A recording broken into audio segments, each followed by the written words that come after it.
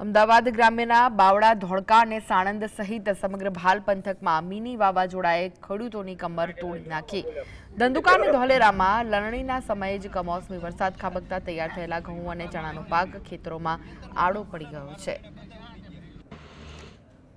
અમદાવાદ ગ્રામ્યમાં ગઈ રાત્રે પડેલા કમોસમી વરસાદના કારણે ખેડૂતોને મોટું નુકસાન થયું છે, જેમાં ખાસ કરીને ભાલ પંથક, ધોળકા અને ધંધુકા વિસ્તારમાં ઘઉં અને ચણાનો પાક ખેડૂતોએ લણી લઈ ખળામાં રાખેલો હતો, જે કમોસમી વરસાદના કારણે પલળી જતા નુકસાન થયું છે। ત્યારે આપણે દ્રશ્યો બતાવશું કે અહીંયા જે ખેડૂતો જે છે તે ખેડૂતો અહીંયા ચણાનો પાક જે 200-300 ખેડૂતો જે છે તેમને ચણાનો પાક અહીંયા લણીને રાખેલો હતો, પરંતુ કમોસમી વરસાદના કારણે જે છે તે પલળી ગયો છે અને પલળી જવાના કારણે ખેડૂતોને મોટું નુકસાન થયું છે। આ ખળામાં 150 થી 200 જેટલા ખેડૂતો જે છે ખેડૂતોએ ચણાનો પાક લણીને રાખ્યો હતો, પણ કમોસમી વરસાદના કારણે પલળી જતા તેમને નુકસાન થયું છે। હવે જમીન લીલી થઈ જતા અહીંયા થેસર પણ અંદર મશીન પણ આવી શકે તેમ નથી, જેથી તેઓ લણી શકશે નહીં અને તે વાઢીને લઈ શકશે નહીં, જેને નુકસાન છે। હવે ખેડૂતો કહી રહ્યા છે કે આ પાક જે પલળી ગયો છે તે માર્કેટમાં લઈ જઈશું તો તેનો પૂરતો ભાવ પણ નહીં મળે અને ભાવ નહીં મળે જેથી અમારે જે મજૂરી છે એ મજૂરી પણ નહીં નીકળી શકે। અંદાજે 1 વીઘામાં